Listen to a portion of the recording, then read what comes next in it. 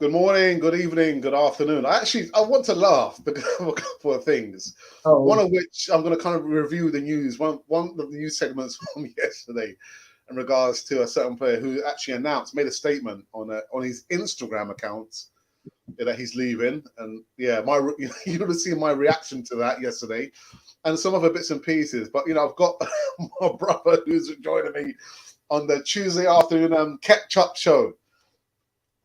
What happened to Sunday morning catch up show? Doesn't it's matter. work. It's work. Yeah, It's I really did enjoy doing the Sundays, and I like the conversation we had. I think we're gonna have another one after you come back from your jollies, as it were. You and your partners will break. But nice. yeah, I do enjoy the Sunday catch ups. I think they're kind of special, kind of it's like a round down or round up of what's going to happen Yeah, or what's just happened.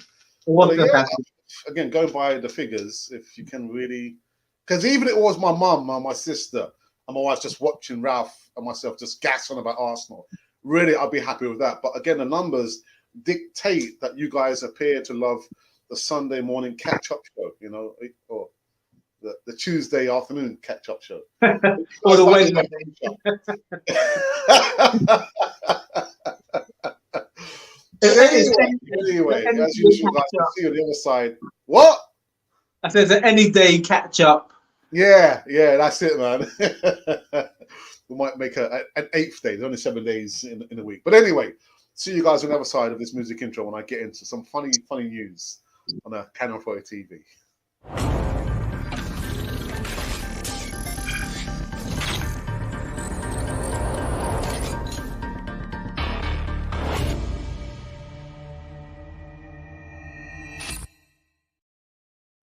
Yes, indeed, yes. Welcome back to the Tuesday afternoon catch-up show. I'm having problems like catching up, man. God, daring me. But anyway, the most important thing that you guys can do is usually make sure you subscribe before you do anything else. By no means Amazon Prime. We're better than Amazon Prime, Ralph. Yes, we are. But if there's any sponsorship coming that way, we don't want to stop on there. We won't say no. It's all Subscribe. or nothing. People subscribe. That's all you have to do. Just subscribe. All right. So in the new segment of today, and I want to repeat this part because Ralph is on the show with me, and I want to get his opinion about this new segment about this youngster here. Matteo loses. Suddenly announces he's quitting Arsenal in a lengthy statement. Now, I kind of clipped it down because I thought, oh, you know what? I don't want to read everything that he said. Matteo Guendouzi has confirmed he is leaving Arsenal. And at that point, I laughed my head off. Why? Because Mikel Arteta must be on his knees saying, thank God he's leaving. I don't have to deal with that youngster anymore. He's left. He's left the building. The French midfielder who spent last season on loan at Hertha Berlin took to Instagram to announce the news with a lengthy statement, Ralph. There was no official statement from the club. He went to Instagram and gave his own statement. And now it's deleted, that appeared on both Twitter and Instagram. He wrote, "Thank you, Arsenal. Thanks for everything. I discovered and learned so much during my time here. It would be impossible to list everything without forgetting one memory or word. But I will never forget any minutes spent with the Gunners jersey. I will never forget the Emirates Stadium. I will never forget the fans. I won't forget the city. I will never forget everything I've been through here. I will never forget any of forget that my only with what's saying that will also I will defend the pride of Arsenal colours. That's all of those who have believed in me during my time here, during the good and the bad moments, too many bad to mention. I can only wish the best to the club and its fans who deserve so much. Trust me. Goodbye, Arsenal. I will never forget you and will be a Gooner forever. I doubt that very much. There's some more words, but I can't be bothered to read through it, Ralph. But I'm just thinking the first thing that came to mind was an image of Mikel Arteta thinking, thank God he's leaving. He's left Arsenal. I don't have to deal with him anymore. He's left. I didn't have to say anything. He put out a statement on his Instagram. He's left the building. Ralph, your thoughts, Mikel Arteta, and Mr. Matteo Guendouzi, Ralph. Well, you seem rather proud of that. You see, I saw your segment yesterday, and I was thinking, okay, Alex, you know, I think we have to let it go now. But I think you've enjoyed every moment of that. Jeez. Well, you know what? I think there's always going to be maybe two ways that we can always look at a situation. Maybe he has been sincere and rather regretful of his actions. I'm going to give him the benefit of the doubt. I don't know the youngster. You know, it's a shame that he's gone in the way that he has gone.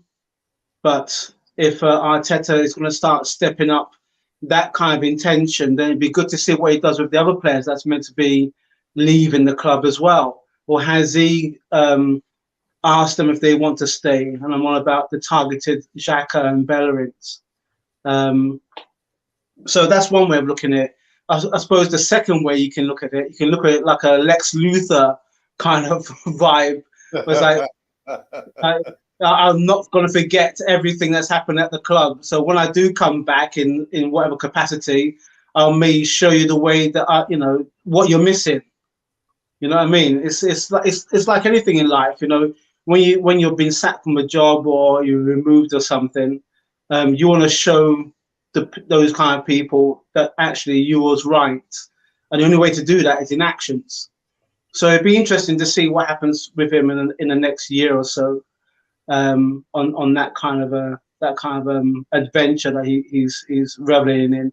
I did see on Twitter there was a segment of when some fans caught up with him after a North London derby, and you know, the car roars off and he's half hanging out the car, you know, screaming. And I think that's just youthful exuberance, if anything.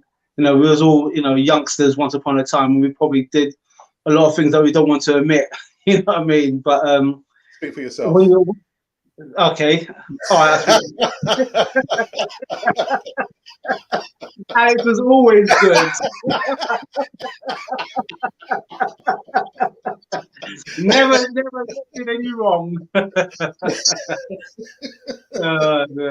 I think that's just the way it is. I think, you know, time is a great healer and a great teacher. So it'd be good to see in time to see, you know, where his journey is and if he will mature and maybe if he does come back to play against Arsenal, if he has any like good advice to maybe pass on to people to say, you know what, don't follow what I did because I made that mistake. This is the way a professional should be. That's me giving him a wide berth. I think I've taken my bucket challenge. And I'm just saying, okay, you know what? It's a shame that it's gone. I defended him. It's a shame that it's gone. But sometimes, and this is a conversation that Alex and I did have last night about certain things. Sometimes you have to close the door. You have to close the door. So as one door closes for him, let's hope that the next door that opens for him, it will make him a bit of a better person. I've got to say, we did put a poll, Ralph. I'm not sure if you saw the poll in regards to Matteo Guendouzi. And the options were that he deserves another chance, he deserved to be sold, or again, the option whether you can't decide between all the options there. And the poll we started yesterday, out of 820, I mean, the guys on the votes, phenomenal, 825 votes so far. So the can't decides 4%. He deserves to be sold 37%. And 59% of you believe that he deserved another chance, Ralph.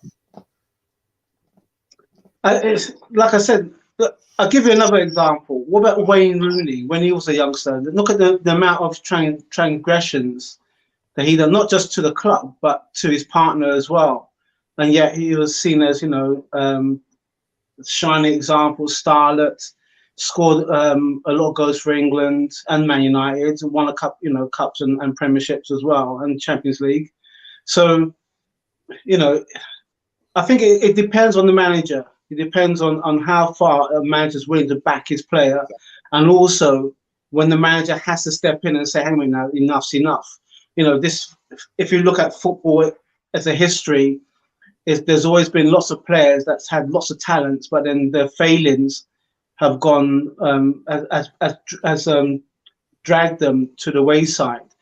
You know, I'm sure there's a lot of professional players who would say, if only they did the good things more, you know. But you don't know that when you're with your group of people, your entourage, when you have as much media attention than the person your age doesn't have because they're working a 9 to 5 or a regular job, so to speak.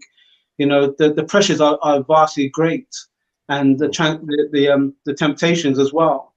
And also, you know, when like we said, Alex, last night, when you're in your early 20s, mid 20s, you think that you can rule the world, but you can't do that if you've got a steady, mature hand. If you don't have that maturity or understanding or awareness, then life is a really good teacher. You know what I mean? It's a really good teacher. It'll show you your shortcomings, and it has no problem with whacking you in the face now and again as well. So maybe it'd be a good thing. It's a good thing that Guendouzi has gone on that way. But now, again, maybe now if Arteta's glad about that, does that mean that Arteta is going to start raising the bar on expectations on what he expects his players to be? And if they go either side of that expectation, well, below the expectation, is he going to be the man just to step in and say, hang on now, you know, that's Guendouzi. You've done pretty much the same thing. You have to leave the club. You're going to be that ruthless. I mean, I honestly don't know, Ralph. I really don't know with Mikel Arteta. What I do know of the report I read yesterday in regards to Cesc Fabregas. Fabregas says that he's got links. You know, he speaks to a lot of the players who play Arsenal, and the players tell him that they're quite happy being managed under Mikel Arteta. Don't you think that they may just want to say that just to try and keep the peace and hope they're not going to get moved along? Possibly. I did think about so it could be just. Is it officially from Cesc Fabregas? Is it from his? Is it from a reliable source or? Yeah, he was on Talk Sport. He said he was on Talk Sport, and the first thing that came to mind was, did you really need to say that, Cesc? You didn't have to actually declare it, did you? Put literally the dirty washing out on the line for everyone to see. You didn't have to say that. You didn't have to say that. And the second thing I did think about was, are the players just saying that just to try and, you know, keep everything undercover? Yeah. I don't know, Ralph. I don't know, man. I don't know. I think. I mean, this is a really difficult kind of place to be, because if he's still got friends at Arsenal, let's not forget, you know, he was there for quite a while, but he was more successful at Chelsea and Barcelona and Spain. So to, you know, it's to me it seems really kind of, I'm not sure if it's going to be detrimental to the present squad, you know, and it also brings at odds with Arteta as well, because if Arteta's hearing that and he's laying down the law, surely there's some kind of conflict. There's going to be some kind of conflict there. It's a powerful player. He's a friendly professional. But what Ralph, before, you know, above anything else, there is that the players are really just said what they're really thinking. Then it means that they're happy, and not a lot of the players are going to be sold in the transfer window, Ralph, because players who are not happy are most likely going to be sold. But if they're happy being at Arsenal, playing under the manager, they're not going anywhere, Ralph. They are not going anywhere. Not many transfer signings in this transfer window, Ralph. No, there hasn't been. And you know what? I will side along with you on that. If they are happy, if they're saying to the manager, remember we used to play cricket, and Simon Dodds, God rest his soul. He used to, when our captains would say, who's fit, he used to say, I'm fit, and he's jogging on the spot and everything. Well, if the players are doing that kind of like motion, then maybe you might be right. Maybe your notion may be right. The fact that there may not be much, there's a lot of transfer chat at this moment in time, but there's no real solid coming in. But at the same time, we were saying I'd rather get rid of the players that haven't served us. Yeah, so would I. So would I. But it appears, again, Sess is saying that all the players are happy. They're all happy. There's no consequences, Ralph. We spoke about consequences yesterday. There are no consequences. The players know, literally, you know what, even if I don't, try my best, I'm still going to get a wage at Arsenal. It doesn't really, I don't have to worry about anything because I will still be at Arsenal. No consequences, Ralph. There's no ruthlessness. So, for example, the W man, does that mean that he's happy to come back then? I mean, I just kind of thought that he sabotaged the move, Ralph. Why? The story went like this. He wanted to stay at Arsenal. He demanded a 3-year contract at Chelsea. They didn't give him that, but he wanted to stay in London. He went across London. We gave him what he wanted. Had a disastrous season at Arsenal. Next thing you see him, he's prospecting in Miami, looking for a property, somewhere to stay. And then we hear he demanded more than £8 million. More than £8 million, which equates to 160,000 pounds per week. And now into Miami, so actually, we can't pay you that money. So he's coming back to Arsenal. So for me, Ralph, it felt like he sabotaged that move there. He sabotaged it. Why would you not just accept whatever they're going to give you just to get away from Arsenal? So really, you don't want to get away from Arsenal. You want to. You're going to be quid in London. You also stay in London. Of course, Ralph. Everything's all central. So why? Yeah. So he probably thought that. What would have been brilliant? What would have been brilliant is if they said, "Okay, we'll give you what you want," and then he would have said, "Oh, hang on a minute, I might have an ACL coming up." Oh dear, what a joke. Let's go to the next news segment. Talking about managers. Patrick Vieira has now been appointed as the Crystal Palace next manager. The former Arsenal captain emerged as Palace's preferred candidate after a lengthy process since Hodgson announced he was leaving the club on the 18th of May. The 45-year-old Frenchman has signed a 3-year contract with the Eagles, who finished 14th. I didn't realise they finished so low in the league last year. Vieira went on to say that I'm really excited to have this opportunity to return to the Premier League.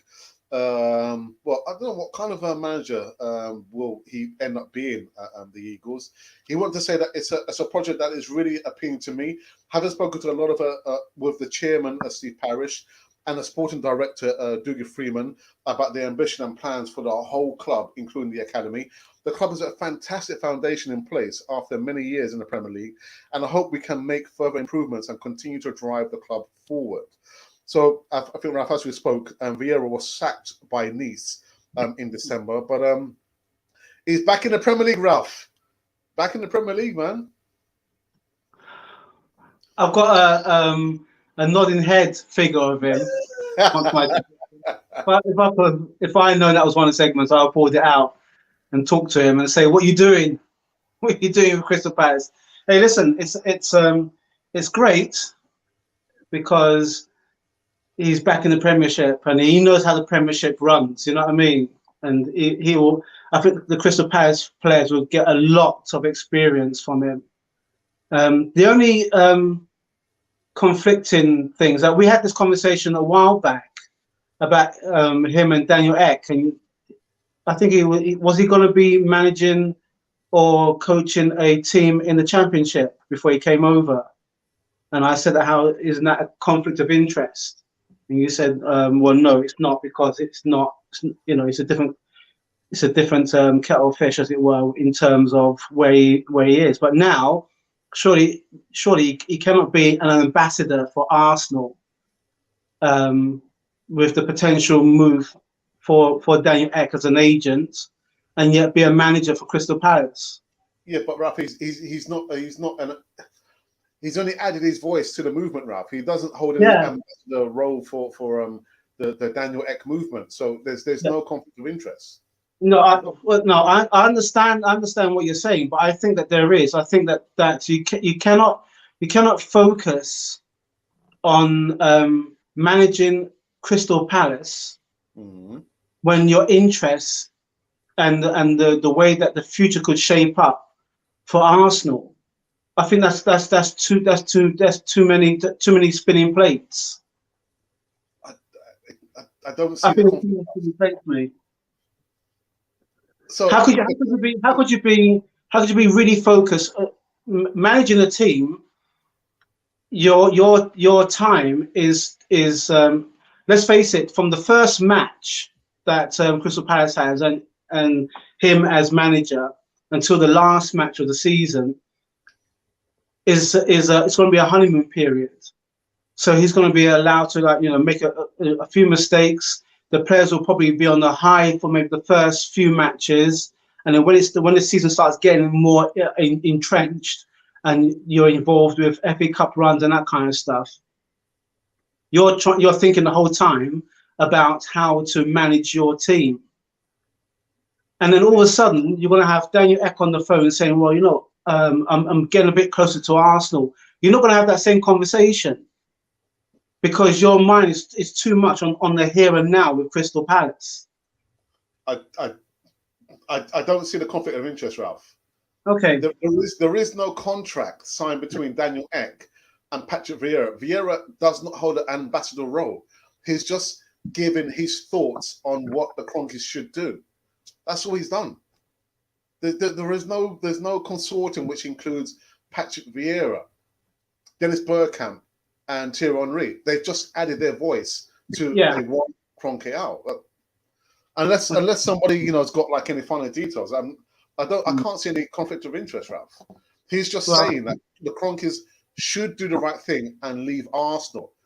Sell Arsenal to Daniel Ek. There is I think it will become a distraction, and okay.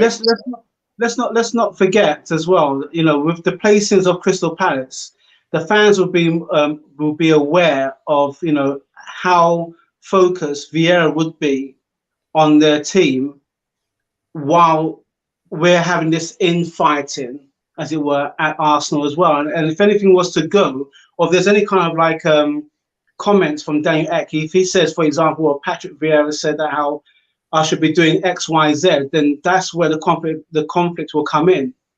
He can give an opinion, but I think it's going to have to be a rather closed room conversation, so to speak. And Daniel Ek will have to just act with Thierry Henry and Dennis Bergkamp. Everyone would know that Vieira may be part of it, but if nothing's validated by Daniel Ek, then it's just speculation. It only becomes hard and fact if Daniel Ek was to say, well, actually, the eve of Crystal Palace playing against them down the road, for example, Patrick told me about what to do next, and then I think that's when the conversation will start getting more entrenched. So I feel like it'd be too much of a distraction for Vieira. He's got to get this right as well with Crystal Palace. If any kind of improvements that he does for Crystal Palace will further cement him as a more permanent manager. At this moment in time, from the first match until maybe we see how he manages halfway in, it's a honeymoon period.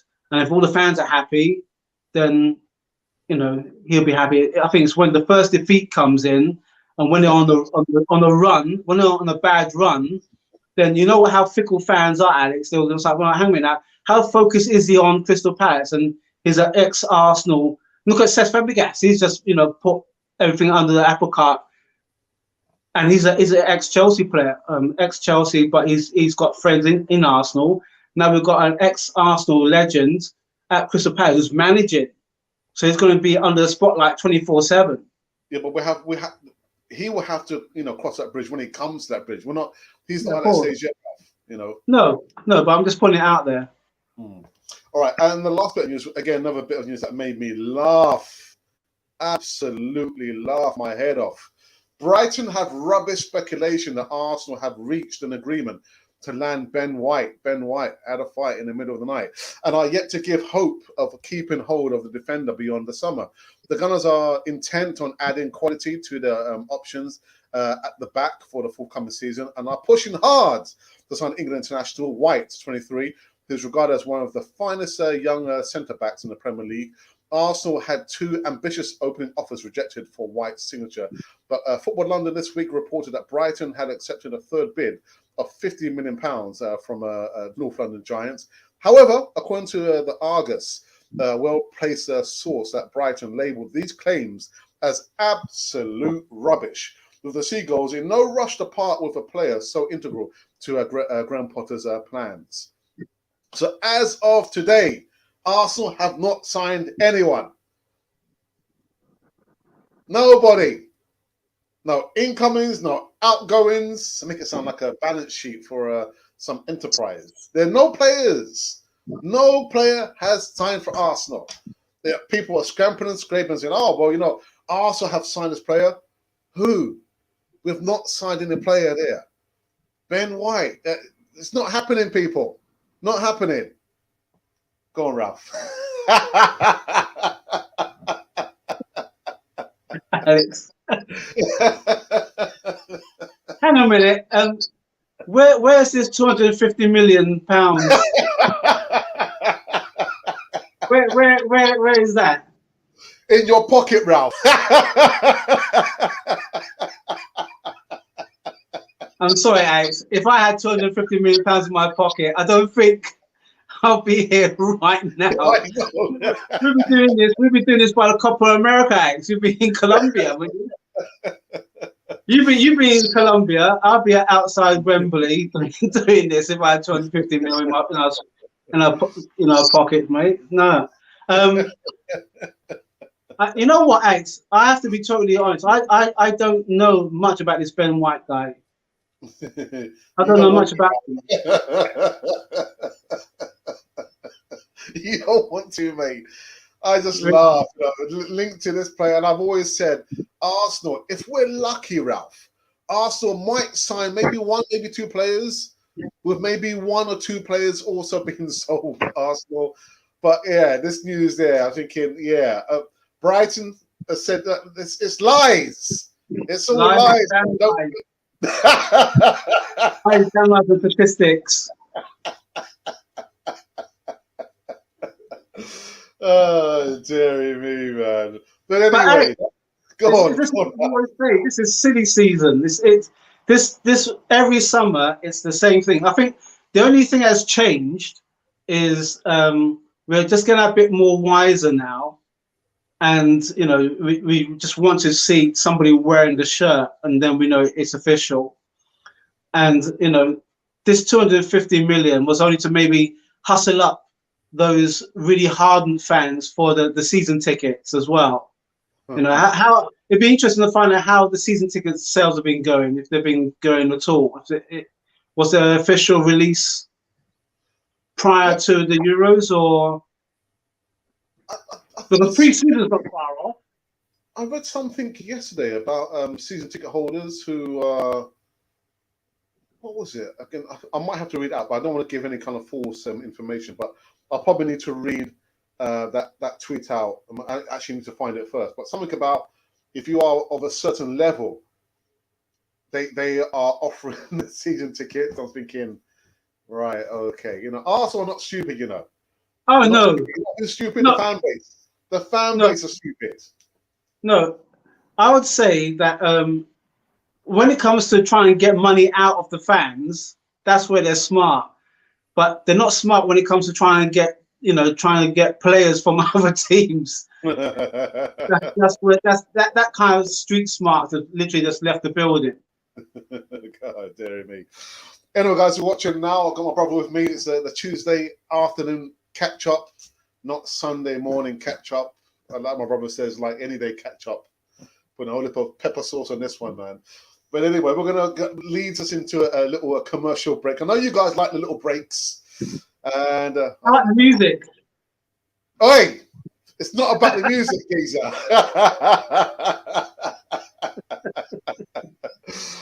No, I need to trim down, man. I need to trim down. There you go. I need to trim down as well, man. Trim down. Yeah, put order in. Receive a 20% discount off any order you put in now. It's not about the music, Ralph.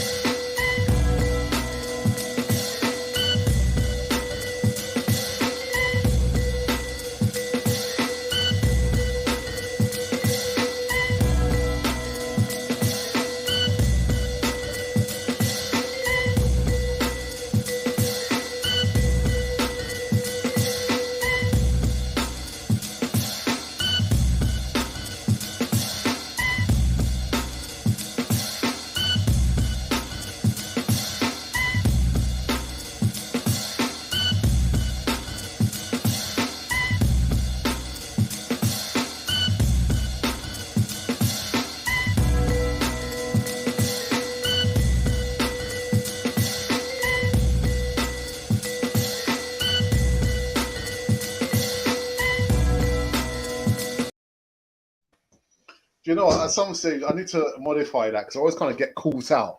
I know when I put like the information at the end, kind of gives me an inclination, but because the music is so damn good, I kind of get caught out. But it's not about the music.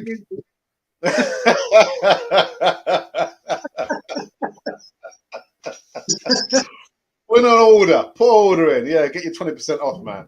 Anyway, let's go into live chat for the first time and see who has joined us on this one. Got Kennedy who says, what is going on at the Emirates? I'm Kennedy from Kenya, and I'm on Arsenal blood. Arsenal blood? You mean you got Arsenal in your blood?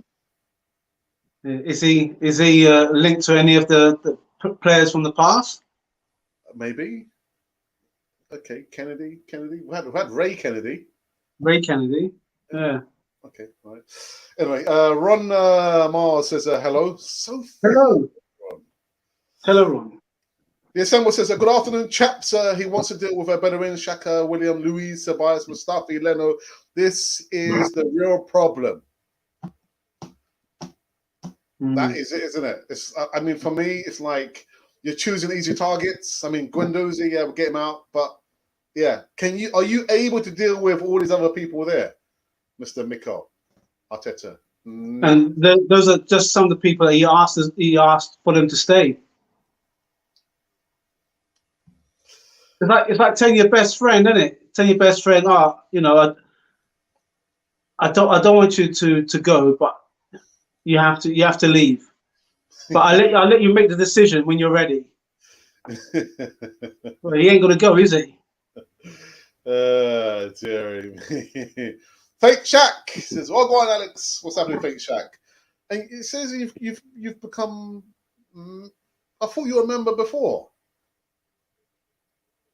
But anyway, I'm not sure what's happened there, Fake Shack. That's weird. I thought you were a member before. Anyway. Happy Slapper Kids. Happy Slapper Kids. Modify the handle there. I'm not sure I like him that.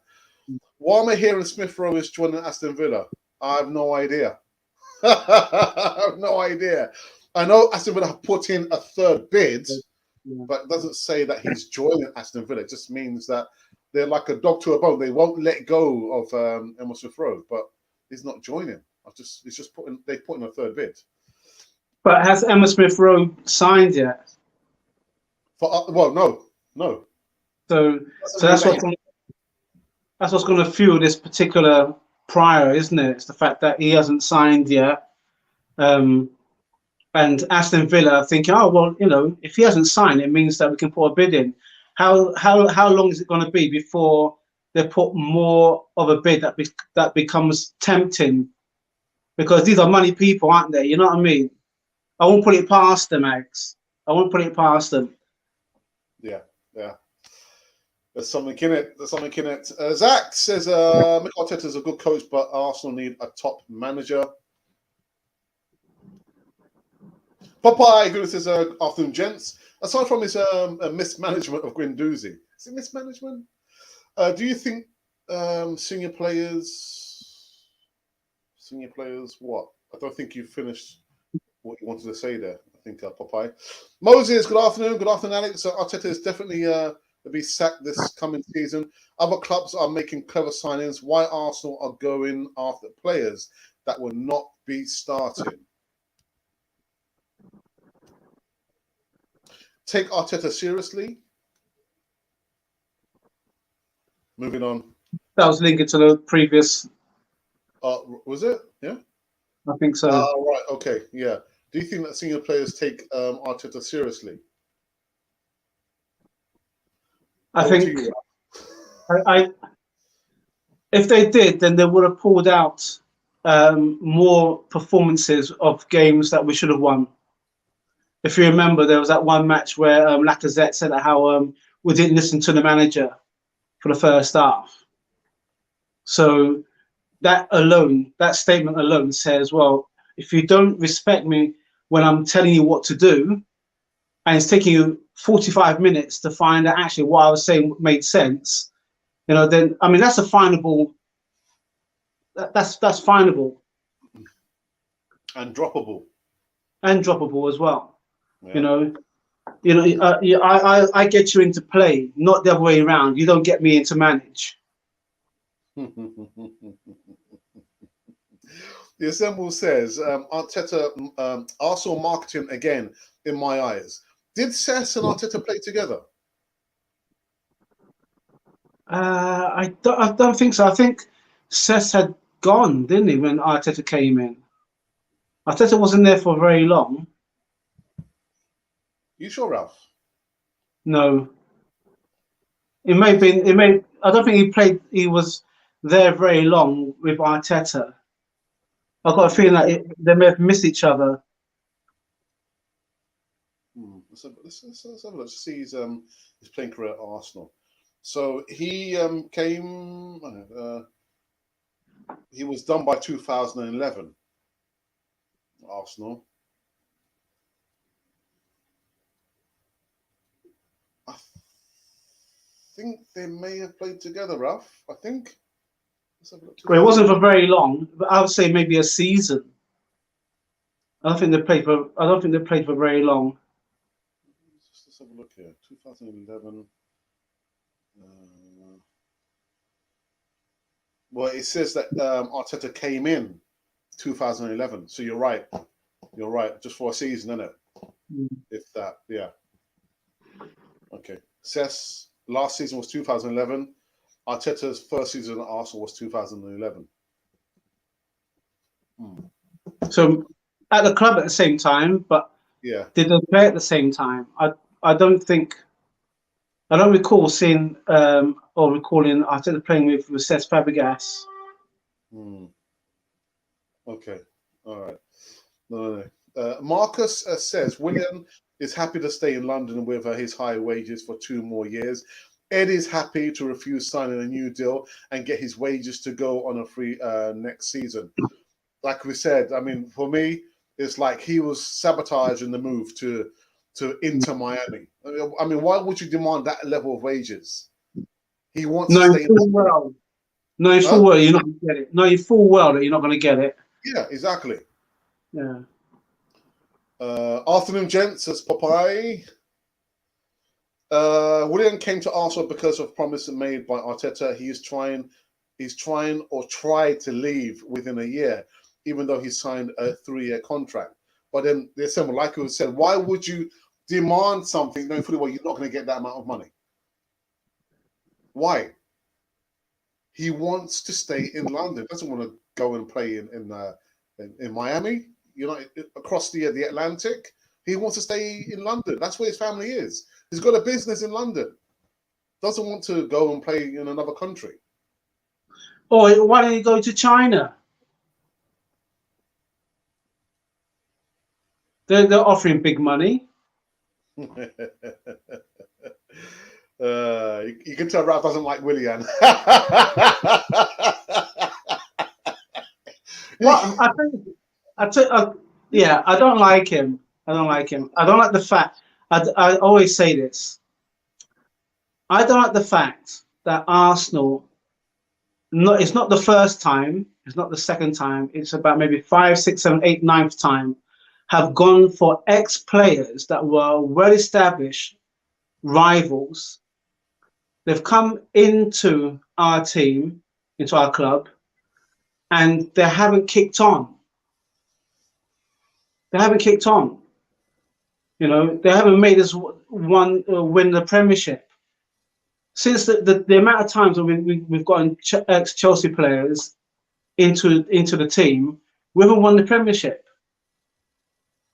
We may have gotten away with an FA Cup or two, but that's just about it. That's not where the emphasis was for the team at that time. It was meant to be still maintaining top 4, which they did, but to kick on, to sit in amongst Man United, Liverpool, and Man City and Chelsea at that time, and we haven't done that. So whether subconsciously or in a kind of like sabotage kind of way, and this sounds a really bold statement, when those players did come from Man United and Chelsea to the Arsenal fold, it didn't make the team kick on any. We didn't win those big trophies. And all they got was a fact check and, a little wave goodbye, and that was it. They're more well known for who they used to play for, not playing for Arsenal. Not playing for Arsenal. So that's why, I'd rather that we got youngsters in last season than spending money on Willian. Why did we tell Ainsley Maitland-Niles to stay and then he's gone off? What happened to Reece Nelson? What happened to Joe Willock? Joe Willock played really great for Newcastle. And then from what I've been hearing, reports that he's glad to come back. But is he going to get a starting line? Is he going to be playing for the starting 11? Why is Arteta still holding out on Saliba or not doing anything with Saliba? We've got so many questions, and it's July. Pre-season is not far off. All these little annoyances should have been dealt with as soon as the transfer window was up. And you know what? It's going to continue until the transfer window closes. And we've got 3 great matches. And the first one, I have not seen us improve against Brentford. And Brentford are newly promoted. So take from that what you will. I'll say nothing. Ron Miles says Saka banging in a hat-trick against Denmark incoming. That's if he gets selected to play in a starting 11. And I got a feeling that I've been saying this for the last couple of matches, and England have surprised me. But we are playing against a team riding the crest of a wave of emotion about what happened to Eriksen. Every team that's gone against them, in a sense, have fallen to the wayside short. I don't know what England's got to do to get them to get themselves beyond this hurdle. But this is no walk in the park. Apparently, I've heard that the last couple of times that we played against Denmark, we lost one and drew. So this is no walk in the park. Don't be under any kind of like illusion that, you know what, it's coming home. No, it's not coming home until it's the trophies in the cabinet as moments in time. With Spain and Italy tonight, Yeah. I've got a feeling that Italy is just going to crank up the pressure even more. So that's not going to be an easy hurdle to go over either. It's going to be really, really tough. I'm optimistic, but it's going to be really, really tough for England to beat Denmark. You may have all the fans at home, but the way that Southgate has set up the team is that, I take my hat off to him. But Denmark's a different kettle of fish. They're really toughened. Their passing is really sharp. They've got some really good players. They'll match England in terms of experience. Their players are more experienced than our young players. And it'd be interesting to find out what happens when England go a goal down or 2 goals down. What happens then? We haven't gone. It's the longest time that England's in a tournament hasn't conceded. I think the real test of a team is when you concede and you still manage to play and still manage to win. So that's my thought. Yeah. It'd be nice, but I just say, "Viva Colombia!" I'm not saying anything, Ralph. What's this about your lovely lady waking you up after when you've won and you dozed off? I thought you were there for the penalties. I was tired, Ralph, man. I put the alarm on, and the alarm went off at 11, and I found a couple of YouTube channels, of course, of Spanish commentators, and for like the first 10, 15 minutes, I listened. I just fell asleep. And then I woke up and heard somebody saying, "Oh, Colombia, Spain." I said, "What are you talking about?" And I heard, "Yeah, penalties. We're beating them 4-2 on penalties." I was thinking, yeah. But I was tired, Ralph, man. I was really, really tired, man. But then one of your players who scored the penalty, he was like over cheering. I saw a clip of it on I think it's on BBC iPlayer. Like it's I think it's the second or third penalty taker, and like he was like cheering, and I was thinking, hang on a minute, the opposition still got to take their penalty as well. So if they hit that one, then it could go either way. What I did see, I saw when Ospina saved the penalty, and like he was about to cheer, but I think that the third official on the line told him something, and I thought, oh, he's probably told him that you cannot cheer yet because you're not through yet. But you can see it was like, and he realized, no, we've made it through. We made it through. Oh, Spina! Anyway, if you have £250 million, why would you be after Ben White and not Varane? Varane, I tell you, is a wonderful French defender. Thought world class against a potential. You want top 4, so you buy potential instead of world class, even though you have 200. Listen, the £250 million is a fallacy. It's not true. Yeah. It's not true. We don't have that money there. Don't have it. There's no conflict of interest with Vieira going to Palace. The legends have their own careers to sort out and live out. They're not waiting on Kroenke to decide. Oh, okay, Ralph. There you go. You've been told, Ralph. There's no conflict. Okay. I just resubscribed. Okay, what happened? I don't understand. I thought you were always a member. But anyway. Khan Burham says, hello, what's going on with Ben White? Just said Ben White. Brighton have said themselves that there's been no third bids. It's a lie. There's no third bids.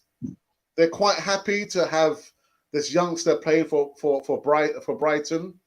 But what I'm thinking, but surely Ben White, if he's such a wonderful centre-back, he'd want to go to a top club. Arsenal are not a top club. There's no European football to be had. There's no third bids. Anyway. Static, our VAR. For our Tuesday afternoon catch-up show. I need to kind of process that. It doesn't roll, right? Sunday morning catch-up show. Dear. He says 12 likes. Hit the like buttons, everyone. Thank you for that. Locatelli has said no to Arsenal. Yeah, and he said no to Barcelona. Well, it wasn't. He didn't say no to Barcelona. It was the director of football who said Locatelli is not a big enough name for us to sign him. I'm thinking, oh, you know what? He's the one player, Ralph, I've said for 3.5 weeks that I wouldn't mind Arsenal, could sign.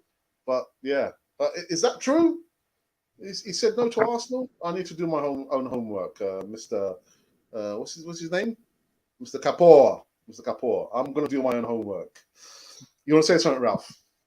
I'm just thinking. I can tell it's what you're thinking. Yeah. I'll do my own homework.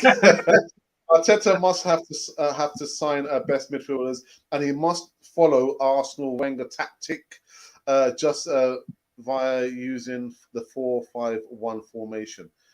4-5. I don't know. I think Arsenal Wenger used a 4-4-2, not 4-5-1 formation. And Ralph's gone sideways. Sorry. No, Arsenal Wenger used the 4-4-2 formation, not 4-5-1. Anyway, all right. They did not play together. Okay. Oops. What's he saying? They got some stats here. He's saying assessed 2010. 11, Arteta 11, 12. Okay, who am I to complain and argue with that? Arsenal must spend money if they play champions, says Amos. We will never be the Arsenal we were until we stopped panic buying. That's a good point, actually. What we do is buy big in one position, then buy 5 million and loan players for the other 6 positions. Not good enough. Alex Raz, I feel sorry for Saliba. I cannot believe Arsenal did not include a buy option for Marseille. They are deliberately torturing him psychologically as well. Raz, that is correct. The last 2 meetings was 0-0 away, a draw, and 1-0 loss at home. Ironically, Eriksen scored the winning goal. England must remain very cautious. Think of that static. Popeye has said, are Arsenal too dependent on statistical data and analysts when recruiting players? I read somewhere KSE owns a company like this, which is used by all his sporting clubs. I think, well, we've got 2 things that we now rely on. One is agents network. There's no scouting network anymore. That's long since gone. We have a bunch of agents communicating with each other to try and identify players. And the other things, like you say there, I think we're too reliant on statistics. I'd far rather have people on the ground watching players, young players, who might have the potential to play in the first team there. But yeah, statistics, I mean, you can manipulate statistics to give you the result that you want. We are in this situation for a reason. No scouting network and only a database of statistics on certain players. You're right there, Ralph, you're back. Yeah. Sorry, technical issues. Probably the amount of metrics I'm not being using and that kind of stuff. Also need to balance. We need at least 1 good defender and 2 creative midfielders. Arsenal, they play its drama of signings good players. Alex Raz, congratulations on reaching 12,000 subscribers. Thank you for that. Static, my brother. Coming for the honest question, who is a bigger club, Arsenal or Chelsea? Please give a non-biased answer. Ralph, over to you.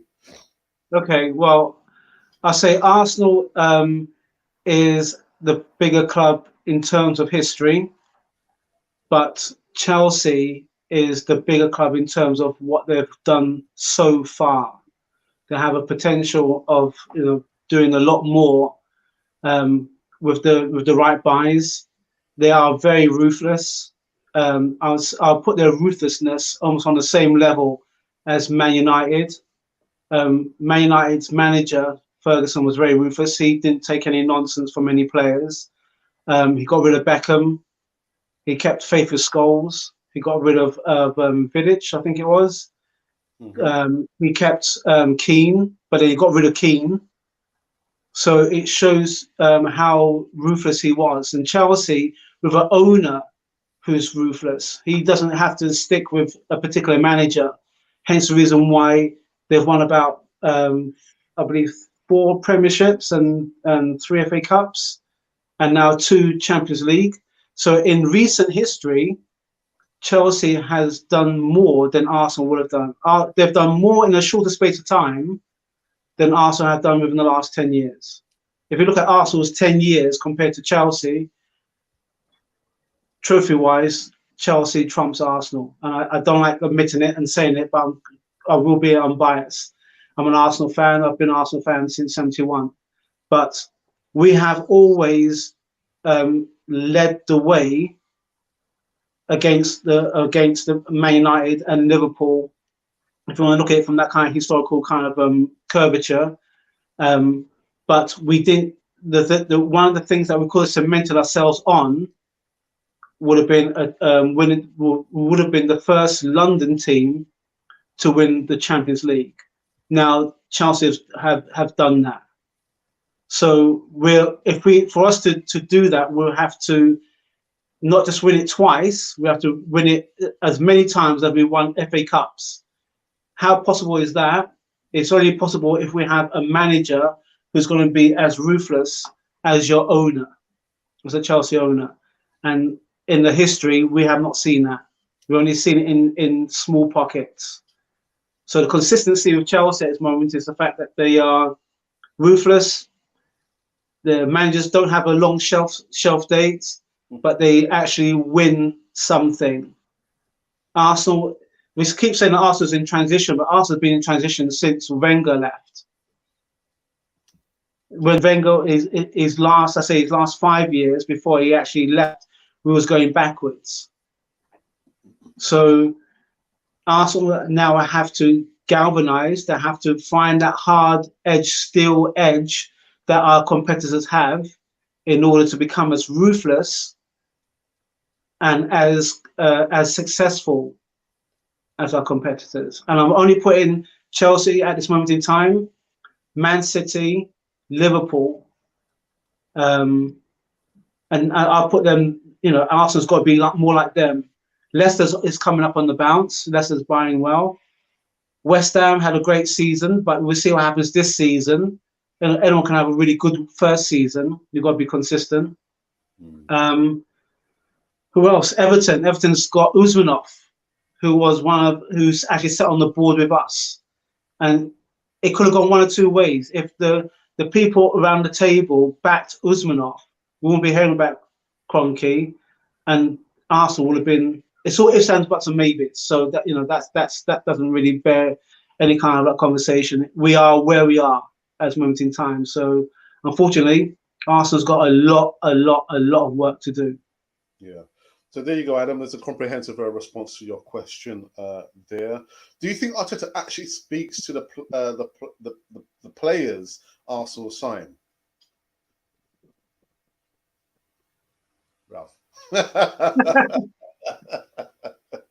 No, because I said everything I had to say in there about a transfer. So yeah, go on.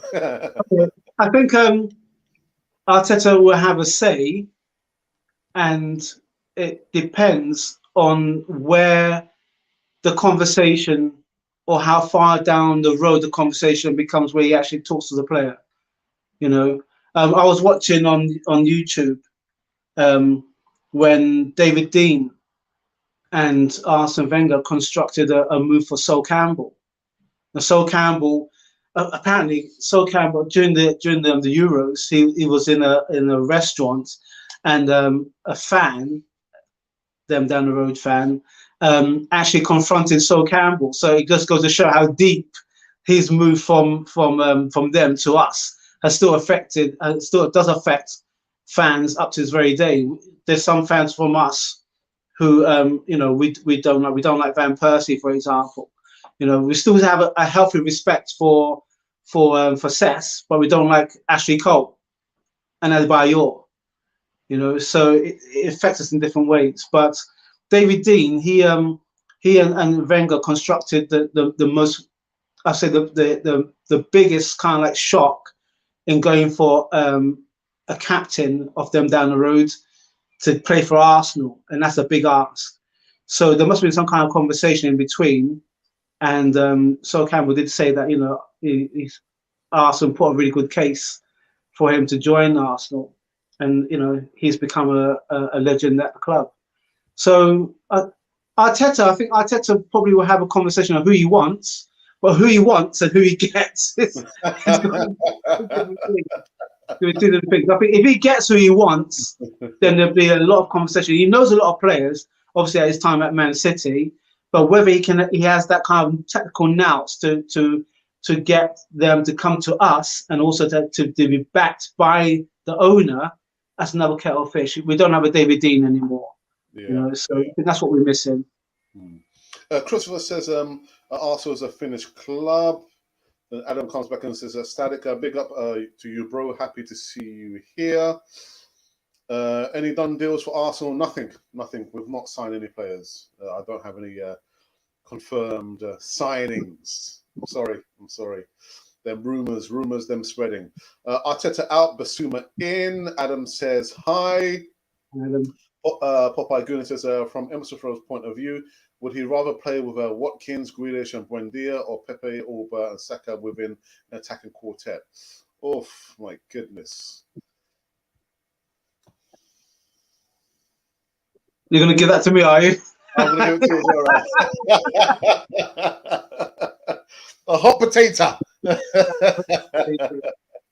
It all depends on what Emil Smith Rowe thinks he's going to get at the club, and using Alex's earlier conversation a few blogs back, if you're not going to feature, if you're not going to be given the number 10, you have to consider how long you want to stay at the club. Now, as fans, we always say that, it's not really in the player's interest to know the vision of what the manager wants. He's got to want to play for the club. But players nowadays are becoming more aware about how effective the team's going to be. The wages is always going to be there. But how effective and how much you would want your team to be successful, how much you want to win. It's great having the fans chanting your name, but it becomes a bit hollow if you don't win anything. Hence the reason why Kane is on the verge of moving from them down to potentially Man City. I wouldn't have paid 100 mil for him, but somebody wants to put 100 mil on as a ticket. So now he's thinking, I've been at them down the road for about 6 years, 7 years, and we haven't won anything major. Here we are. I'm going to Man City, and they've just they won the Premiership. They haven't won Champions League. They won the FA Cup, but at least there's more chance of winning with them than where I was. So that's what's going to be happening in Emma Smith Rowe's mind at this moment in time. Do I want to still play with my mate? But we're showing up the experienced players, and they're not pulling any trees. Or do I go to somewhere where I'm going to be in that role, week in, week out, and enjoying my football? Oof, my goodness. So we're not in Emma Smith Rowe's mind at this moment in time. He can only do that, and him not signing straight away like the others did, to me, tends to think that's the reason why Aston Villa are upping up their task on him. If they really want him, and if they put the price from 30 to 40, then that's when you're going to start finding out, who your friends are. You know what I mean? Dear me, people. You know what? We've come to an end on this one. We've come to an end. We've been going for an hour and 5 minutes. The hour and 5 minutes has gone so very quick. No doubt you see. Of course, I like talking and conversing with my brother. There's been quite a few comments that I couldn't catch up with. I do try and condense everything inside an hour. Sometimes we go just over an hour, and an hour and 5 minutes. Yeah, guys. Again, the numbers were astronomical in this one, Ralph. Astronomical. 80 at any one time. So thank you for that. But the most important thing you can do, apart from, of course, tuning every single time that we go live or we've got content, is to subscribe. Because if you don't subscribe, you're going to miss out and you won't be part of the community over here. We've surpassed 12,000 subscribers. I never thought, Ralph, that I would be saying that. Never. No. 3 and a bit years. Never. That's appreciated. Yeah, absolutely. But I will be back tomorrow. I think, I'll be back tomorrow. I'll give some more live news. It'll be 3 or maybe 4 segments of live news. I've got a vision, Ralph, sorry, of Mikel Arteta saying, "Thank you, God, there is a God." Yeah, Guendouzi is gone. He's not coming back. Guendouzi left the building, but let's focus now. You know, Guendouzi may have left the building, but let's focus on the players that at the beginning of all this, that we was very adamant that shouldn't be in the team at this moment in time. And, you know, I've been on Twitter and having lots of chats. People seem to be liking Xhaka because he's had a good Euro. And he's dyed his hair blonde and, he's a different person. But, I put it down that Blondie had a really good time, and now she's confined to history, to the 80s. Here we are, 2021. Everybody moves on, and he had his chance to do what he had to do, and he's doing it at the latter end of his career. But is it the latter end of his career at Arsenal, or is it going to be a new beginning at Roma? We don't know, but I think Arteta knows. Yeah. All right, people. So we are out on this one. And like I said, we'll be back, or I will be back tomorrow, giving some more live news. Again, guys, the most important thing you can do is to be part of the community, and you can only do that. Well, you can do it in various ways, but the most important thing you can do right by now is to subscribe to the channel. So, Ralph, again, thanks for coming on the Tuesday afternoon catch-up show. Let's try and see if we can get back to a Sunday. Oh, my days, man. So, you know what? I'm going to just to kind of play us out, because I know my brother loves to listen to the music on this particular jam here. To play us out, we're going to play the video. Fitness, get back into the trim for the summer. There's no summer over here in the UK. It's all gone. We've had the summer already. All gone. But no, have a look at this video, and I will see you guys tomorrow with some more live news.